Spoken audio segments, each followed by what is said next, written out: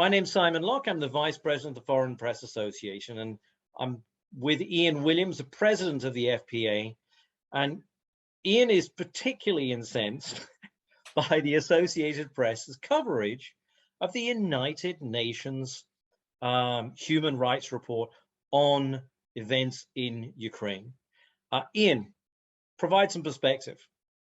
Well, the UN Human Rights Department produced a report on events in Ukraine. It was an extensive report, 49. It cautioned both sides. It unequivocally said that Russia attacked. Russia is responsible for most of the crimes alleged, for most of the breaches of international humanitarian law. And in one paragraph, it mentioned, in the context, I think, of UN officials bending over backwards to be equal, the danger of war in conjunction with civilians, human shields, it's called. And it referred to an area, a care home, where on March the 7th, Ukrainian soldiers entered it, and on the 9th of March, soldiers from Russian-affiliated armed groups, that's Russian proxy invaders, engaged in an exchange of fires with soldiers from the Ukrainian armed forces, although it remained unclear which side opened fire first. I was trying to get my head around this. The Russians are invading, the Ukrainians are defending, and they're unsure which side opened fire. Are you unsure which side opened fire in Pearl Harbor? You know, because those nasty US Navy people fired at those innocent Japanese planes flying overhead. Who started the fire? It gets difficult to comprehend the logic. People don't read what they're writing, perhaps. During this first exchange of fire, no staff or patients were injured. But on the 11th of March, soldiers from Russian-affiliated armed groups, once again, this pseudo-scientific circumlocution, attacked the care house, as they call it, with heavy weapons, with patients and staff still inside. A fire started and spread across the home while fighting was ongoing. So Russians attacked a home filled with people in care. It caught fire. And that has somehow been transmuted by the headline writers into Russians and Ukrainians share blame for the attack. Ukraine doesn't share blame for the attack. The Russians attacked. You might say the Ukrainians didn't do enough about it. Maybe they should have evacuated the residents across mined roads and through shell fire to get them there, but they didn't for one reason or another. But they don't share the blame. The people who attacked share the blame. But then the AP quoted Victoria Serdyukova, and let me get this, the Human Rights Commissioner for the Luhansk separatist government. This is a bit like the Child Care Commissioner for King Herod. The Human Rights Commissioner for the local government that's responsible for Bucha and all of the other areas, the mass murders, the rapes, the looting, the Human Rights Commissioner. And we're quoting her as a person of respectability. And she said that the Ukrainian troops were responsible for casualties. The residents have been taken hostage by Ukrainian militants, and many of them were burnt alive in a fire started by the Ukrainians as they were retreating. The Russians fired recklessly on a home full of civilians, and it caught fire, and a lot of people died, and it's shameful. But to put the blame is even worse. But what makes it worse with the AP report is they credit the UN. The United Nations report says Ukraine's armed forces bear a large share of the blame. The UN didn't say that. The UN said, in effect, that they had to be very careful and they may not have looked at it. It bears examination. So this has somehow shifted the whole gist of it. Remember, Russians invade, their troops come in there, they're recklessly shelling civilian targets. And suddenly the AP has picked on this one incident from 3 months before, 2 paragraphs in a 49-page report to imply that the report means the exact opposite.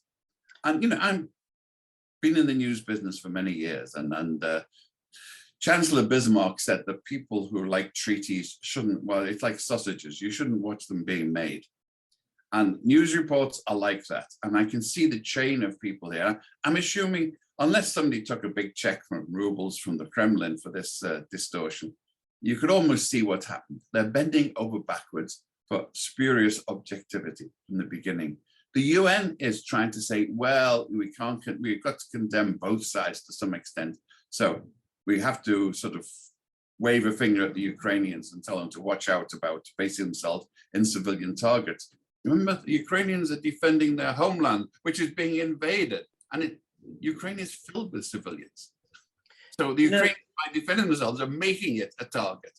It's a very odd logic, but it's what happens when you start practicing spurious equivalence.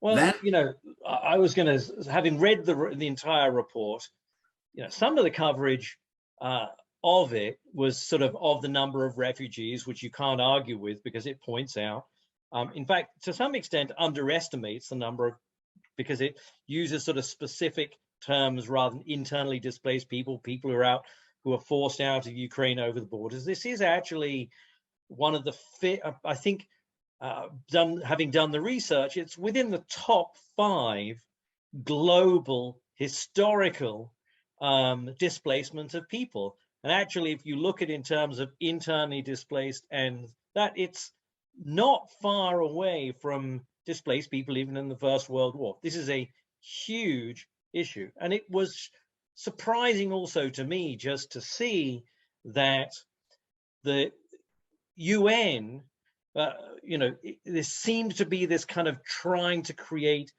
this false equivalency. Even in the UN report, you recognize, and time again, looking at it, to say, if you are being invaded and you are defending property, care homes, wherever you are, does that mean because the defending forces are in a particular location that somehow or other that means that they are at fault for being in a location when they're being invaded? That was also a piece of logic that's bizarre.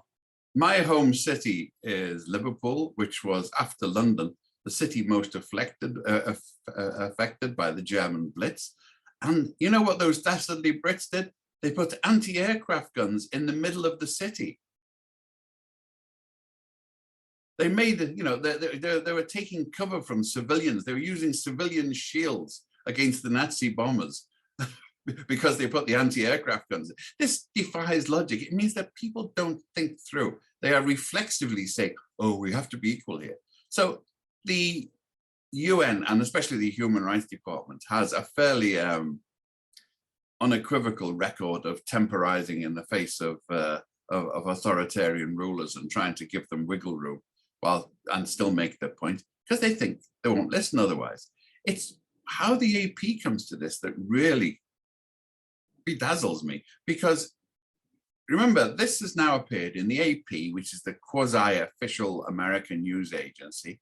It was picked up by the Washington Post, close to the Joe Biden establishment. It was broadcast on PBS. It was broadcast on the VOA, the government control. If I were in Ukraine, I'd be thinking, are these people trying to paint us that we're equal to the Russians? Is this a preparation for a pullout? So, this type of sloppy reporting has consequences. And I do hope it is just very sloppy reporting and editing by people who weren't thinking about what they were saying and reading. Because otherwise, to take a report, a 49-page report, searing indictment of Russian invasion and behavior, and turn it into the Ukrainians bear a large share of the blame, it really is a masterpiece. It's increasing the chocolate ration in 1984 from 50 grams to 20 a day. It really is a stunning display of inversion of reality.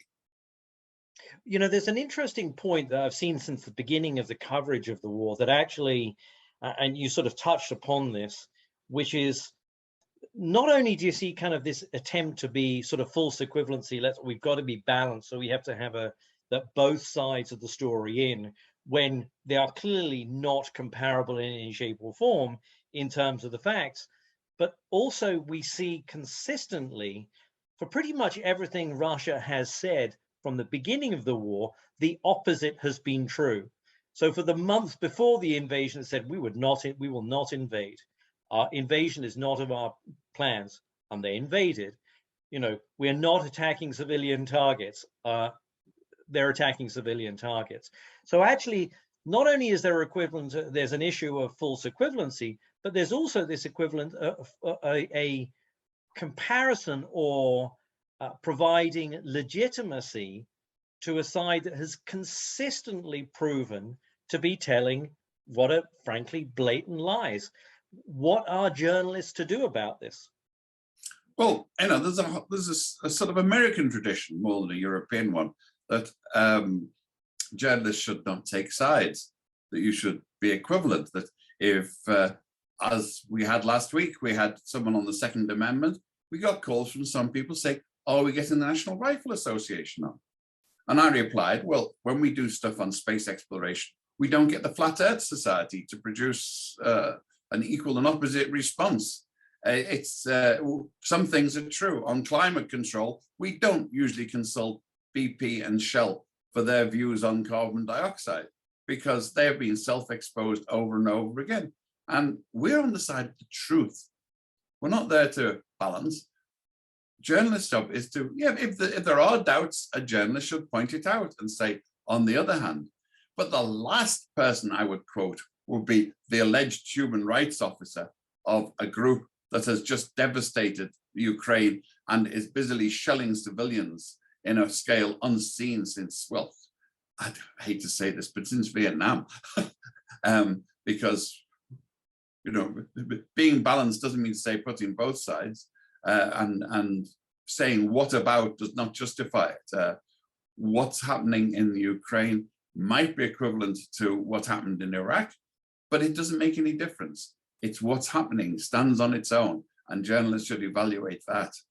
Here we have the AP suddenly producing 2 paragraphs from a 49-page report dating back to March. And why? Because this will appear. You said Moscow and the rest, it does disappear off the screen. But anyone who Googles, this is going to come up.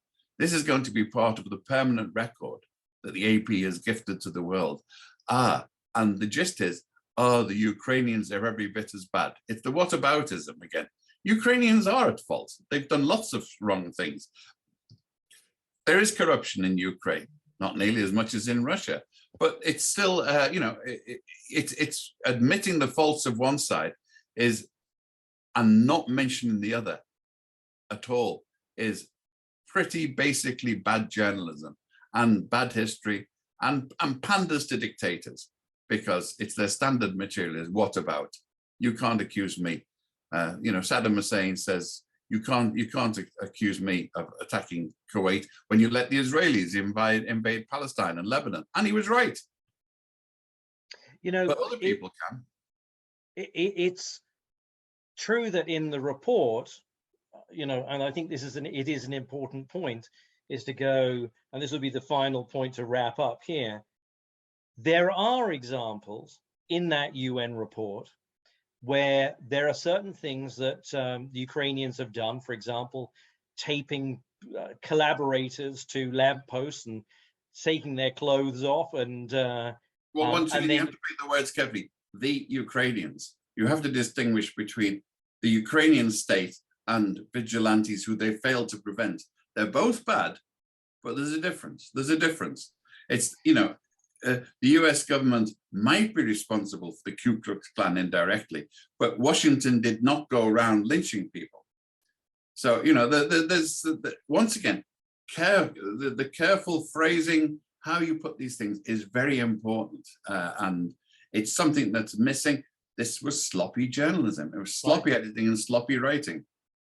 Well, you know, I think my point was going to simply be that when you're dealing with a conflict as broad, that the idea is that there is no such thing as perfection, right? There will be in the conflict bad things that you can point to. But I think the key point that you're making, and we'd be making here, is to go, there is context, and this needs to be put in context. If you have a few events that are, let's say, civilian vigilantism, compared to an invasion and the context of rapes and the abuses and the destruction wholesale of cities, they are not comparable. You don't cover a mass shooting and say the boy was scared and wanted his mother as the headline, unless you're just doing a color piece, because it sort of rather detracts from the dead. And that's what's happening here. They're picking on, a minor dubious point and emphasizing it to take away the emphasis on the real perpetrators. Understood. Well, on that moment, that's a great place to stop. Ian, thanks very much indeed. Thank you. And I think if our members or anybody else sees any other outstanding examples of reporting like this, we'd be welcome to hear from them and discuss them on air. Terrific. Thanks a lot.